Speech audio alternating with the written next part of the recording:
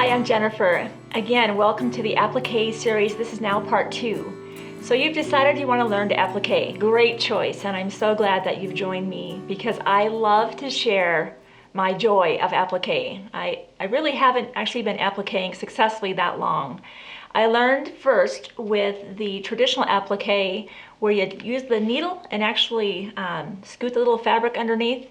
I don't know if you've learned that method, but I am terrible at it. And so as a result, I knew there had to be a better way. I love applique quilts, but I wasn't very good at it. So long story short, these are the products that I have found help me be the most successful, and the students I've taught love them. So let me show you what's here. This is our applique kit. Now the mat is not included. There's 9 parts in our applique kit. We have this on the website. You'll get 3 spools of the silk thread and a little tiny bottle of straw needles. That comes into play later after all of the shapes are down to the background.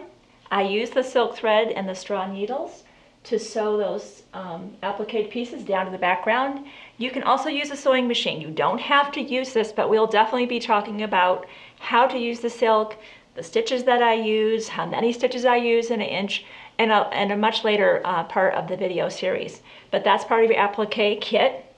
This is the temporary basting glue. When I prepare the applique pieces, I make sure so that they don't shift that I use just a little bit of the temporary basting glue to just hold those shapes down to the background. And that comes with 2 different size tips. We'll be using that later on. This is called a stiletto. It's very, very sharp, so make sure you don't leave those lying around if you have little ones in your home. And I will show you how to do that a little bit later on, how to use it. This is actually called a fabric scrubbing brush, and we'll be using this to apply spray starch. This is the freezer paper brand that I absolutely love, the C. Jenkins freezer paper. And the reason I love this product so much is when I learned the freezer paper technique, actually from a quilting retreat from a friend, she had the store-bought freezer paper, and that's of course what I bought. But I found that it would kind of curl up as I was using it with the heat. And so later on I found this, and I don't even remember where, but this is the product that I now use, and we have that available separately as well on the website, because this is an item that will need to be replaced in time. These items, of course, never need to be replaced, and I don't think you could use that much thread in a lifetime. So the glue needs to be replaced periodically, and the freezer paper, but this is 50 sheets, so this is going to last you a long time. So this is what's in the kit. Now, in addition to that, of course, you need scissors. I have a large pair of scissors for cutting out the main shape, and then I also have a smaller pair of scissors to just get in those little tiny tight spots where I want a little bit more control than what I would get from a large pair of scissors. Right here, this is the spray starch, and I use any brand. Now, one thing I don't want you to use is actually the liquefied spray starch, the stuff that smells so great that I actually like to use for pressing my clothes. I find that it's just has a little bit more of a water content and can get our templates a little bit weaker. I'll go into that again more on a separate video when we're actually making the templates and brushing on the spray starch. Just get heavy spray starch. Any brand will do. I just happen to grab the Niagara, so it's not like I have a favorite brand or anything in particular with the spray starch.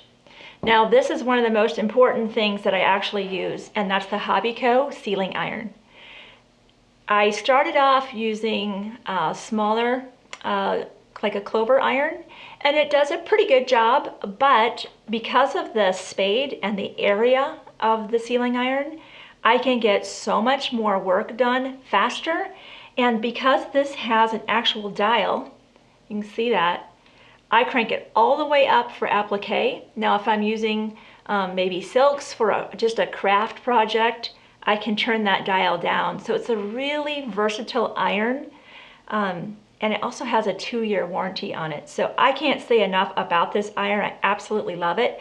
You'll see the way that I use the iron, not just for the heat, but that point is really helpful in me getting in those tight areas like this up here.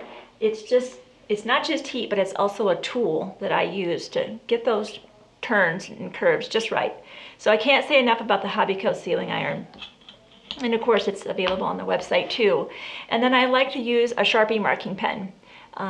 And that's just, of course, to draw along the lines of the actual pattern for whatever shape that we'll be doing. We will be making the mitten block together. So now that you're set up, now let me talk to you a little bit about this mat. The mat that I like to use, this is the June Taylor mat. Joann's carries these, Hancock's carries these. I've seen them at Michael's, even Walmart. Great mat. I really recommend this mat, and I like this size mat because it's manageable. They also make a smaller mat. I find it's too small because often my applique shape is bigger than that, and part of it would be kind of falling off the mat. So I like this.